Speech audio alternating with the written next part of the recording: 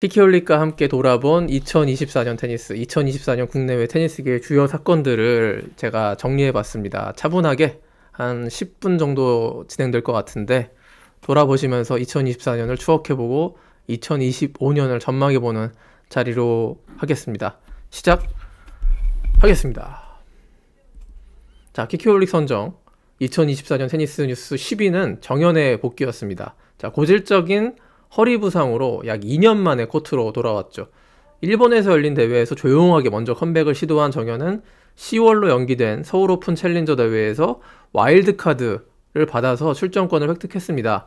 자, 1회전에서 후배 정윤성과 대결을 해서 2대0으로 승리를 거두고 2회전에 진출하는 성과도 올렸죠. 자, 여기서 눈길을 사로잡았던 건 정현의 간결해지고 또 어떻게 보면 다소 딱딱해진 폼의 서브였습니다. 자, 몸의 부상 재발을 최소화하기 위해서 서브 폼을 바꾼 정현의 눈물겨운 노력을 엿볼 수 있었던 단면이었습니다. 물론 첫 술에 배부를 수는 없었고요. 정현의 세계 랭킹은 1000위 바깥으로 떨어진 만큼 내년에는 퓨처스와 챌린저 무대부터 부지런히 뛰어야 하는 처지가 됐습니다. 무엇보다 또다시 부상을 당하는 일만은 결단코 없어야겠죠.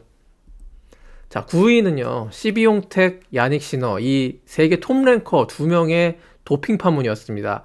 이가 시비용택과 야닉 시너 2명의 세계 랭킹 1위 선수가 상반기와 하반기에 번갈아 가면서 도핑 양성 반응에 걸려서 전 세계 테니스를 굉장히 큰 충격에 빠뜨렸죠. 자, 이 도핑 파문이 논란이 컸던 이유는 무전유죄, 유전무죄, 자, 즉 세계 톱랭커기 때문에 상대적으로 도핑 징계가 관대한 것 아니었느냐는 공정성 논란까지 불붙었기 때문입니다. 자, 아직 이 도핑 논란은요, 현재 진행형입니다. 야닉 시너는요, 내년 2월 세계 반도핑 기구가 스포츠 중재재판소에 제소를 신청했기 때문에 추가 징계를 받을 가능성이 여전히 남아 있습니다. 자, 8위 국내 소식인데요. 홍성찬의 약진입니다. 테니스 남자 국가대표 홍성찬의 약진.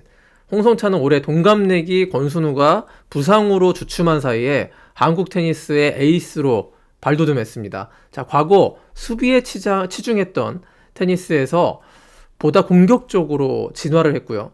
마스터스 시리즈 예선을 통과해서 인디언 웰스 마스터스 본선 1회전을 밟기도 했습니다. 자, 그랜드슬램 본선에서는요, 예선 마지막 관문을 넘지 못했지만 어쨌든 세계 랭킹을 150위까지 커리어 하이로 끌어올렸거든요. 이 상승세를 계속 이어가지 못하고 병역 의무를 이행하기 위해서 내년 1월 중순이죠. 국군체육부대 상무에 입대할 예정인데요.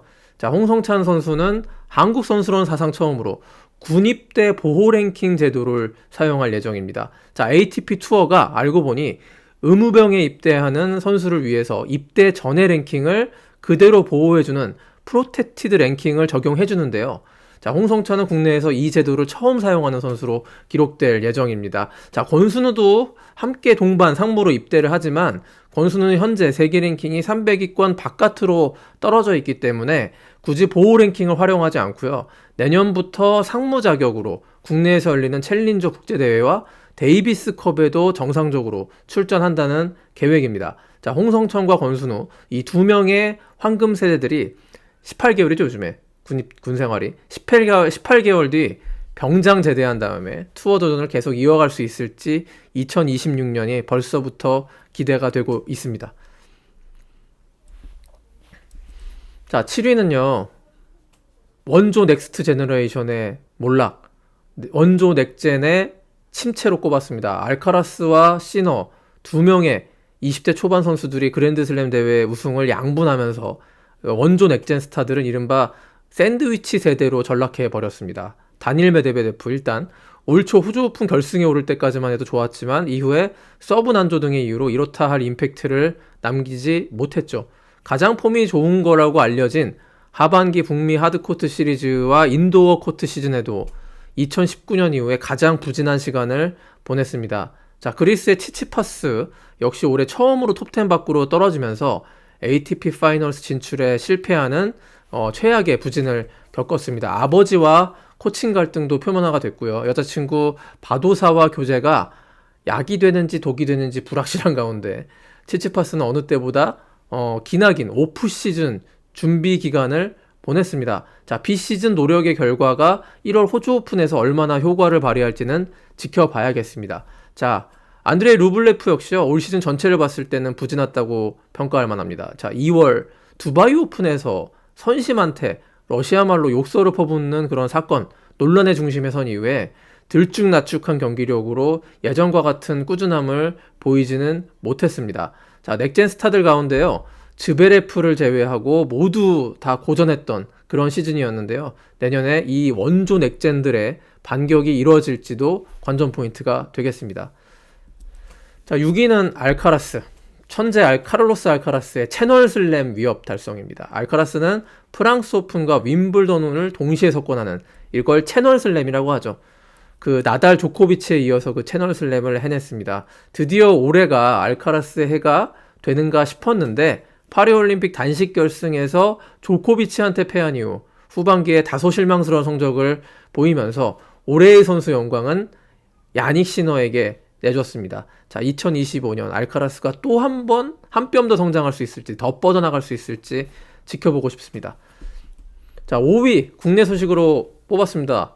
자, 주원홍 테니스 협회장 당선입니다. 이게 어지간하면 협회장 당선이 뭐 큰 뉴스는 아닌데요. 이게 어느 때보다 논란 속에서 천신만고 끝에 협회장을 배출했기 때문에 1년 내내 테니스 협회장 선출 문제는 테니스계의 빅뉴스였습니다. 자, 상급 기관인 대한체육회와 회장 선거를 놓고 첨예한 갈등을 벌였고요. 이런 갈등 속에 관리단체 지정이라는 부당함도 당했지만 결국 정의는 승리했고, 테니스협회는 체육회의 부당한 탄압에도 불구하고 주원홍 회장이 28대 회장으로 정식 인준되면서 2025년 새 출발, 새 도약을 할 수 있게 됐습니다. 자, 4위는 올해의 주인공이죠. 야닉 시너 천하가 왔다는 것입니다. 자, 시너는 호주 오픈에서 조코비치를 4강에서 제압하고 결승에서 다니엘 메데프들을 맞아서 리버스 스윕 역전승을 거두면서 첫 그랜드슬램 트로피를 품에 안았습니다. 자, 클레이와 잔디 시즌에는 알카라스의 아성에 다소 밀렸지만 US 오픈에서 다시 우승을 차지했고 올해 70승 이상의 승리를 가져가면서 왕년에 페더러나 조코비치가 보여줬던 하드코트의 퍼포먼스를 재현해내면서 세계 랭킹 1위 달성이라는 꿈을 이루었습니다. 자, 시너의 테니스는요, 파워와 스피드 그리고 멘털 면에서 빅3에 근접한 수준이라고 평가를 받고 있고요. 당장 다음 달 호주 오픈 우승 후보 1순위로 꼽히고 있습니다. 자, 이제 3위입니다. 9월에 테니스 팬들을 열받게 했던 코리아 오픈 노쇼 사태로 저는 3위로 꼽았습니다. 자, 가을의 클래식이라고 불리는 WTA 코리아 오픈이 올해부터 250에서 500 시리즈로 격상이 돼서 세계 톱10 선수들의 대거 방한이 예정되어 있었습니다. 그러나 세계 랭킹 1위 시비용택, 리바키나, 제시카 페골라 등 포스터를 장식한 톱스타들이 대부분 불참을 선언하면서 팬들의 실망이 컸습니다. 자, 늘 반복된 문제지만요, 코리아 오픈 테니스가 열리는 그 올림픽 공원 테니스장은 낙후된 시설 문제로 국제망신을 당하기 맨날 일보 직전까지 와 있었죠. 자, 무엇보다 500 시리즈로 격상됐음에도 불구하고 후원 규모, 스폰서 규모가 그에 걸맞게 오르지 않아서 내년 코리아 오픈은 주최 측이 보다 더 치밀하게 준비해야 한다는 지적이 나오고 있습니다. 3위까지 보셨고요. 코리아 오픈 테니스 노쇼 사태였고, 자, 이제 2위입니다. 자, 놀라셨죠? 이게 1위가 아니었나 싶었는데 노박 조코비치의 골든슬램, 올해 글로벌 스포츠를 가장 뜨겁게 달궜던 노박 조코비치의 골든슬램 달성입니다. 파리올림픽 남자 단식 결승전에서 알카라스와 아주 손꼽히는 명승부를 펼친 끝에 4전 5기 2008년부터 시작해가지고 5번째 금메달 도전 끝에 값진 금메달을 목에 걸었습니다. 4대 메이저 대회와 올림픽 단식 금메달을 모두 차지하면서 조코비치는 커리어 골든슬램을 달성한 5명의 전설 가운데 하나가 됐습니다. 슈테피 그라프, 안드레 아가시, 라파엘 나달, 세리나 윌리엄스, 그리고 노박 조코비치입니다. 자, 이제 대망의 1위인데요. 1위. 이 조코비치의 골든슬램 달성보다 제 생각에 더 1년 내내 지구촌 테니스 뉴스를 뜨겁게 달군 이슈가 있었으니 살아있는 전설 라파엘 나달의 현역 은퇴였습니다. 2023년을 통째로 재활에 몰두하고 2024년 올해 들어서 유종의 미를 거두고 라스트 댄스를 하길 정말 많은 지구촌 팬들이 바라고 또 바랐지만 현실은 냉정했습니다. 자, 프랑스 오픈 1회전에서 하필이면 우승 후보 알렉산더 즈베레프를 만나서 1회전 탈락. 또 올림픽에서도 파리 올림픽에서도 롤랑 가로스에서 열렸기 때문에 기대했지만 2회전부터 슬쩍 조코비치를 만나서 제대로 힘도 못 써보고 또 조기 탈락. 그래서 마지막 무대로 이제 은퇴를 공식 선언하고 마지막으로 뛰겠다고 선언한 데이비스컵 파이널에서도 복병 네덜란드한테 패해서 탈락하면서 나달의 화려한 라스트 댄스를 기대한 팬들의 바람은 무너진 감이 없지 않아 있습니다. 하지만 나달의 은퇴는요, 페더러 때처럼 갑작스럽게 이루어지지 않은 2024년 올해 초부터 마지막까지 테니스 뉴스 헤드라인을 장식한 지속적인 이슈였고요. 그 어떤 전설들의 마지막 은퇴보다 더 많은 팬들의 지속적인 관심 속에 코트와 작별할 수가 있었습니다. 자, 나달 외에도 앤디 머리, 도미닉 팀, 왕년의 그랜드슬램 우승을 또 있죠. 델포트로도 왕년의 그랜드슬램 우승을 장식했던 그 별 중의 별들이 2024년 은퇴를 유독 많이 선언했습니다. 그래서 2024년은 테니스에 있어서 한 시대가 저무는 작별의 해였다. 작별의 의미로 오래오래 기억될 것 같습니다. 올해는 나달 조코비치가 이렇게 스포트라이트와 뉴스는 많이 냈지만 어떤 부진과 침체, 은퇴 이런 걸로 뉴스를 많이 탔지, 예전처럼 이제 나달 조코비치가 번갈아 가면서 세상을 지배했던 그런 연도는 아니었던 것 같아요. 그 첫 번째 연도, 그러니까 한마디로 정리하자면 빅3 시대가 끝난 최초의 그 해가 2024년이었던 것입니다. 여전히 나달과 조코비치가 가장 많은, 제가 뽑은 10대 뉴스 1, 2위를 차지했지만 그 둘의 시대는 올해 일단 끝난 거예요. 메이저 대회에 더 이상 우승하지 못했기 때문에.